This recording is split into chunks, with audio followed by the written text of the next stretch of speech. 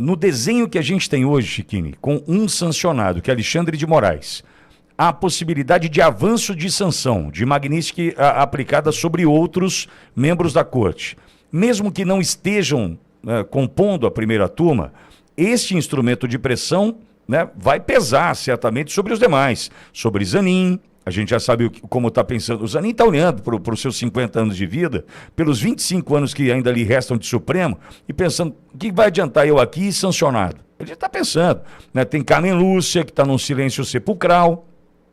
O Dino acho que é um franco atirador e acho que vai na mesma linha. Quem está junto, é o comunista do Lula, não sei como vai se posicionar. Mas, enfim, no meio disso tem o Fux, que nem o visto perdeu. Ou seja, a gente pode ter surpresa nesse sentido, não olhando para o processo, porque para mim é um processo cheio de vícios, de falhas, de tropeços, de delação que não vale absolutamente nada do CID, mas olhando para a pressão que vem dos Estados Unidos, né, Chiquini? Esse processo, Pittoli, ele foi, sem sombra de dúvidas, o pior processo da história do Brasil.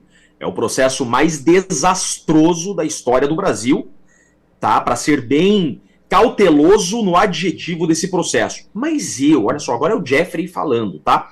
Se eu pudesse jogar as minhas fichas nesse processo, eu vejo como uma possibilidade dele se estender a 2027, Pittoli.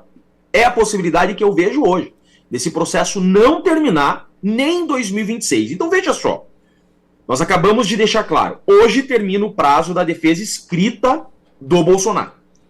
Alexandre de Moraes vai pedir uma pauta para julgamento.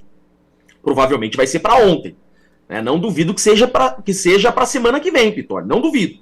Tá? Só que nessa sessão de julgamento, onde os advogados terão de beca 1 hora para fazer a defesa oral, é o dia, em tese, do julgamento. Só que esse julgamento, Pittoli, ele pode terminar da seguinte forma. Qualquer um dos ministros da primeira turma, por exemplo, Fux, pode pedir vista.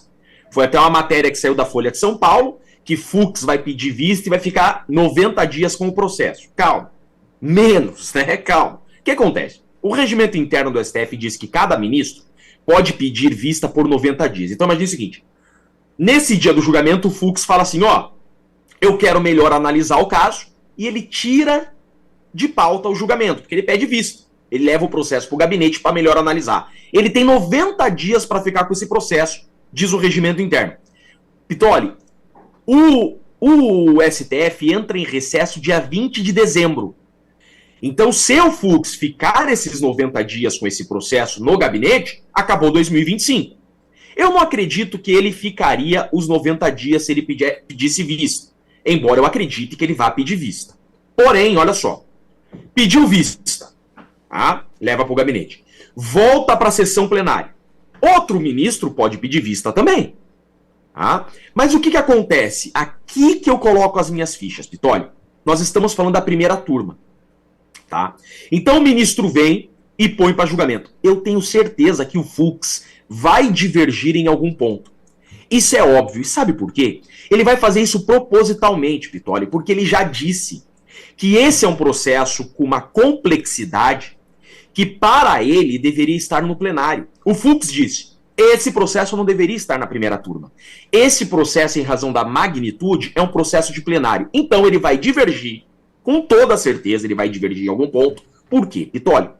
Se o Fux divergir em algum ponto, nasce para as defesas um recurso chamado embargos infringentes.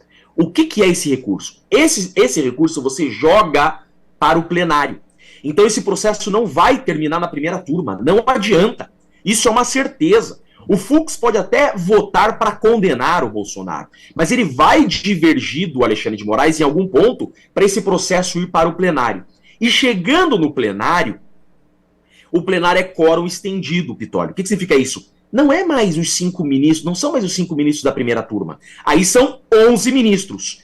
E tem ministro ali, Pittoli, que nunca folhou esse processo. Então imagine, esse processo chega no plenário. Né? Tem ministro ali que nunca folhou esse processo. É um processo de 78 terabytes, Pittoli. Imagina, você tem ali André Mendonça, você tem ali Cássio, você tem ali Gilmar Mendes, você tem outros ministros que nunca folharam esse processo. O Fachin. Então, todos esses ministros, em rodízio, podem pedir vista. Então, imagina, o André Mendonça pede vista, pode ficar 90 dias com o processo. Aí volta. Aí o Cássio pede vista. Pode ficar mais 90 dias com o processo. Passa 2026 também, Pitório. Então, esse processo não... Isso é uma certeza. Não termina em 2025. As pessoas estão falando, Bolsonaro vai ser preso em 2025. Embora ele já esteja preso, né, Pitório? A prisão que ele está é uma cadeia. A casa dele virou uma penitenciária. A Michelle e a filha não podem ter celular dentro de casa, que não é uma penitenciária. Mas não foi para o presídio. E não irá para Papuda, tá? Para tristeza dos canalhas que querem Bolsonaro na Papuda, vocês nunca terão esse gosto. Bolsonaro nunca entrará na Papuda. Tá bom, petralhada? Chorem, engulam o choro, porque ele é militar da reserva.